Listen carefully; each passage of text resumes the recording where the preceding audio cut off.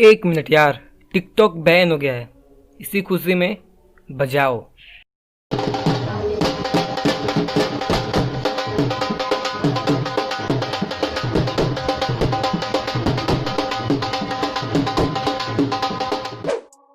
Okay, TikTok के ban हो जाने के बाद बहुत लोग ये कह रहे हैं कि भाई इसी की तरह जो इतने सारे ऐप बैन बैन हुए हैं इंडिया में, उसी तरह क्यों ना Indian government Chinese smartphone brand को या फिर चाइनीज़ ब्रांड को क्यों ना बैन कर दे रही है इंडिया में। उनका जो इंपोर्टिंग सिस्टम वो सारा बैन क्यों नहीं कर देती है। तो भाई ये पावर किसी भी कंट्री के हाथ में नहीं होता है किसी दूसरे देश का जो इंपोर्टिंग सिस्टम अपने कंट्री में बैन कर दे। ये पावर सिर्फ और सिर्फ सिटीजन के पास होता है। उस देश के सिटीजन अगर चाहे तो वो उस प्रोडक्ट को नहीं खरीदेंगे तो भाई बाद में कंपनी को घाटा होने लगेगा और वो यहाँ से कल्टी कर लेंगे।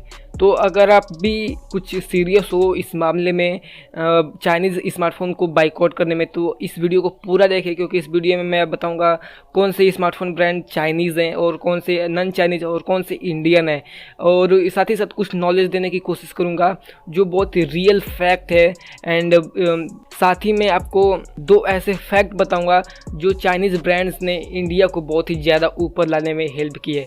तो प्लीज़ इस वीडियो को पूरा देखिएगा, बहुत ही इंटरेस्टिंग है और बहुत ही नॉलेजेबल है, तो स्किप मत कीजिएगा। So hey guys, this is यू विदो and welcome back to our another video.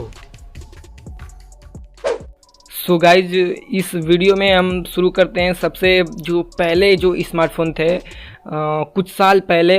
तो क्या होता था, जो सारे फ़ोन चाइना से बन कर आते थे, बस इंडिया में पैकेजिंग होती थी और ये फ़ोन इंडियन लोगों को थमा दिया जाता था। लेकिन जब से ये चाइनीज़ ब्रांड्स आई हैं वो भी उसी तरह करते थे काम, लेकिन वो कम दाम पर बढ़िया बढ़िया फीचर देने लगे। इसीलिए ये नोकिया सैमसंग उतना ज़्यादा पॉपुलर नहीं हो पाए और उतना ज़्यादा फीचर नहीं दे पाए और आज वो कुछ दबे दबे से लगते हैं।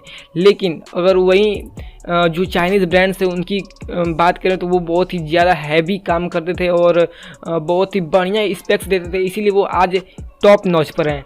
लेकिन उनका भी एक रीज़न था, क्योंकि उन्होंने कुछ ऐसा ट्रिक किया, ऐसा अपने दिमाग में ऐसा प्लान किया, वो लोग इंडिया में ही मैन्युफैक्चरिंग करने लगे, इंडिया में ही असेंबलिंग करने लगे और मेड इन इंडिया वही शुरू किए। तो भाई मैं ये नहीं कर रहा कि मेड इन इंडिया वही शुरू किए, लेकिन हाँ, इंडिया में पहले मैन्युफैक्चरिंग स्मार्टफोन का नहीं होता था, लेकिन अब होने लगा है। पहले 2-3 साल 4 साल पहले आप देखोगे तो सिर्फ स्मार्टफोन मेड इन इंडिया आता था, लेकिन अगर उससे भी पहले देखोगे तो जो मेड इन चाइना, हर एक फ़ोन मेड इन चाइना था, हर एक चीज़ मेड इन चाइना था।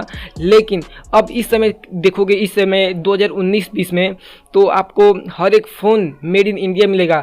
साथ ही साथ पहले चार्जर भी मेड इन चाइना आता था, लेकिन अब मेड इन इंडिया चार्जर भी आ रहा है। हाँ, बैटरी मेड इन चाइना आता है, क्योंकि इंडिया में बैटरी बहुत ही ज़्यादा कॉस्ट लगता है बनाने में और बहुत ही कम बनता है, और ये भी बनेगा भाई, फ्यूचर है और देखना एक दिन इंडिया चाइना को भी बीट करेगा इस मामले में।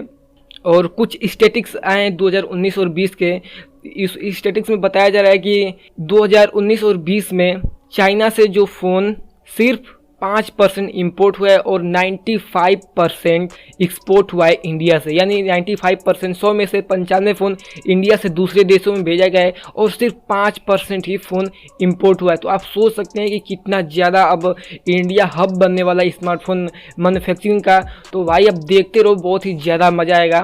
आप भी सहयोग कीजिए इंडियन ब्रांड को और नॉन चाइनीज़ ब्रांड्स को सपोर्ट कीजिए, चाइनीज़ ब्रांड को थोड़ी सी बाइकआउट करने की कोशिश कीजिए। लेकिन आप ये भी सोचिए कि जो चाइनीज़ ब्रांड्स है उन्होंने हमारे इंडियन को बहुत ही ज़्यादा हेल्प किया है, क्योंकि पहले तो मैन्युफैक्चरिंग पहले इंडिया में नहीं होती थी, वो किए, लेकिन उसके साथ ही साथ उन्होंने जो दूसरा उनका आने का फ़ायदा हुआ, वो लोग हम इंडियंस को जॉब दिए। जी हाँ, बहुत सारे वर्कर्स काम करते हैं। Xiaomi ने ऐसा क्लेम किया है कि हम हर सेकेंड 3 फ़ोन को बना देते हैं। जी हाँ, उसमें रेडमी, MI, पोको और बस इतना ही है, और ये फ़ोन बनते हैं। तो आप समझते हैं इन तीनों फ़ोन में हर सेकंड 3 फ़ोन बनता है। आप सोच सकते हैं कितना ज़्यादा फ़ोन का मैन्युफैक्चरिंग होता है इंडिया में और इंडियन वर्कर्स के थ्रू। तो इंडियन लोगों को काम भी नहीं मिला और इंडिया में जो ग्रोथ हुआ मैन्युफैक्चरिंग का, मेड इन इंडिया का, वो इन्होंने ही किया, चाइनीज़ स्मार्टफोन नहीं। पहले इंडिया में कहाँ वो लोग चाइना से बनवा कर लाते थे और यहाँ पैकेजिंग कर कर बेच देते थे। तो भाई मैं कुछ कहूँगा कि लेकिन इन चाइनीज़ स्मार्टफोन के ब्रांड्स के आने से 2 फ़ायदा तो हुआ है। अब बात करते हैं उन चाइनीज़ स्मार्टफोन के बारे में जो ब्रांड्स हैं और उनको हमें बाइकआउट करने की कोशिश करना चाहिए। देखिए भाई, मैं ये नहीं कहूँगा आप बिल्कुल परचेज ही मत करें, आप परचेज कीजिए। अगर उसके दाम पर कोई दूसरा नॉन चाइनीज स्मार्टफोन मिल रहा है उसी सेम फीचर के साथ, तो मैं कहूँगा कि आप कोशिश कीजिए कि उसी फ़ोन को लीजिए। मैं लेकिन आपको थोड़ा मोड़ा फीचर नहीं मिल रहा या फिर बहुत ही ज़्यादा डिफरेंस है या फिर आपको उस दाम पर कोई नॉन चाइनीज स्मार्टफोन मिल ही नहीं रहा है, तो आप परचेज कर सकते हैं। लेकिन हाँ, परचेज करते समय सिर्फ एक बात का ध्यान रखें कि आपको जो भी लेना है वो मेड इन इंडिया का फ़ोन देख लेना, उस बॉक्स पर देख लेना है मेड इन इंडिया लिखा होना चाहिए या फिर हाँ मेड इन इंडिया रहना चाहिए। लेकिन अगर मेड इन चाइना है तो भाई आप मत लीजिएगा। लेकिन मैं श्योर हूँ कि आपको 99.9% आपको मेड इन इंडिया का ही फ़ोन मिलेगा।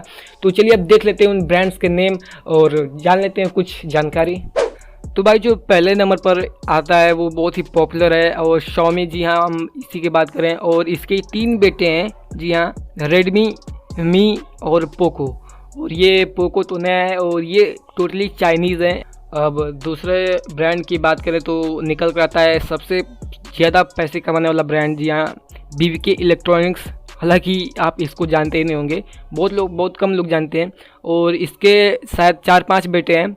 पहला बेटा निकल कर आता है भाई Oppo, Vivo, Realme, one plus और आईकू। जी हाँ, आईकू नया है, 1-2 स्मार्टफोन नया है, लेकिन ये भी ब्रांड अब आ चुका है। अब बात करें कुछ ऐसे ब्रांड की को जो बहुत कम लोग जानते हैं, लेकिन जानते हैं कुछ लोग जानते हैं।